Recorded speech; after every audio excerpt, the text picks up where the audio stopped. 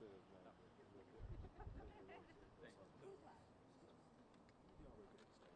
Okay. Do we have everybody? Yeah. This is cold today. Okay. Is everyone ready? Yeah, we're ready. Yes, Okay. Good morning. I'm Attorney Ben Crump, along with Attorney Tony Raminucci, Judge Ernestine Doyce, and Attorney Van Turner, who's also the president of the NAACP chapter here in Memphis, Tennessee. Kareem Ali, my investigator, and our legal team. We have the honor of representing the family of Tyre Nichols. Present with us is his family members, in particularly his mother, RowVaughn Wells, and his father, Rodney Wells, who will give very brief statements this morning in the aftermath of the arraignment of the 5 officers that have been indicted for the murder of Tyre Nichols.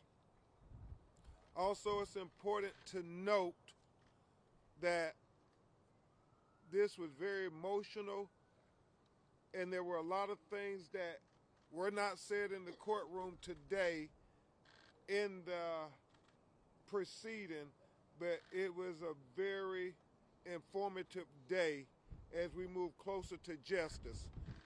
And our legal team and the family of Tyre Nichols wish to express gratitude to District Attorney Steve Mulroy, Paul Hagerman, and the entire District Attorney's team who is charged with prosecuting this matter on behalf of Tyre Nichols, as they do with every citizen in this jurisdiction. We are again relieved that they have given information to try to dispel some of these rumors and innuendo that we keep being bombarded about, that somehow this was something personal.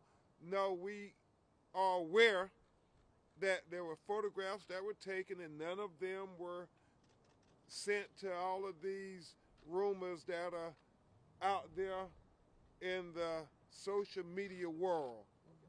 The family is dealing with enough grieving the death of Tyre and their brave fight for justice than to have to deal with all these salacious rumors. I know in George Floyd they had to deal with them talking about Chauvin knew somebody who George Floyd knew, and that was the reason he kept his knee on his neck. And then in Botham Jean's case, who was killed in the apartment by the white policewoman, they alleged that they were having some kind of affair, which all were bogus and untrue. And just like with Tyre Nichols, all these rumors that are circulating are bogus and untrue, because we have the text messages. The prosecutors have been able to verify exactly who those pictures were sent to. And so what we want to remain laser focused on is getting justice for Tyre Nichols and being able to define the legacy of Tyre Nichols. And the people who are most appropriate to do that is his mother and their family. So you're going to hear from Rodney Wells, and then we're going to introduce Miss RowVaughn Wells to talk about how they felt and why they had to be here today for this arraignment of the former Memphis police officers who are charged with murdering Tyre Nichols. And I think it's important to note that even though we want everybody to get due process, we are champions for equal justice and due process. But as Police Chief Davis said, Judge Doyce, It's important that we take swift action. It's important that we move swiftly towards justice. So we don't want there to be any unnecessary delays in prosecuting this case with respect to everybody having their day in court.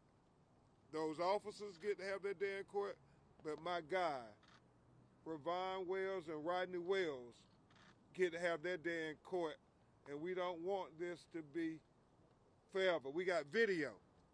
When people in our community do something on video, it don't take a long time to prosecute them, right, Attorney Turner? That's right. It don't take a long time. And so, first you will hear from Mr. Rodney Wells, the father of Tyre Nichols. Hi, everybody. My name is Rodney Wells. I had to be here today to make sure that justice gets done for our son. This is a glorious day. This is the beginning of the process. So, the statement's going to be very short, and I'm just glad to be here. Our family's glad to be here, and I appreciate everybody coming out. Thank you, Mr. Wells. And now you will hear from Tyre's mother, Miss RowVaughn Wells. Good afternoon, everyone. Thank you for being here.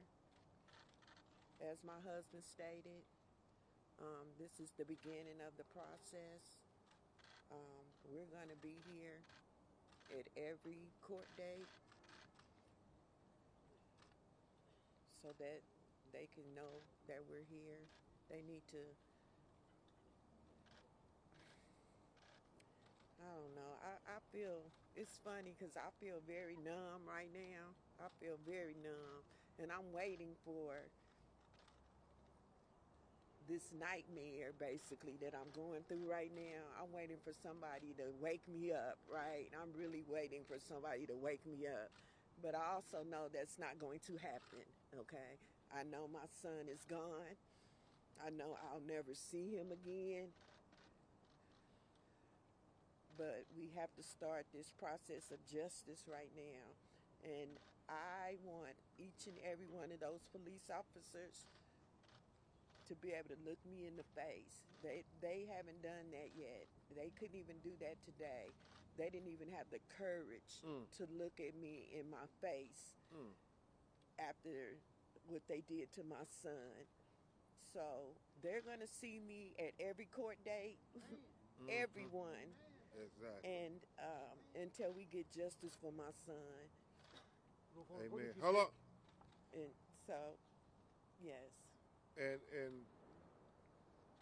note the choice of words that RowVaughn used.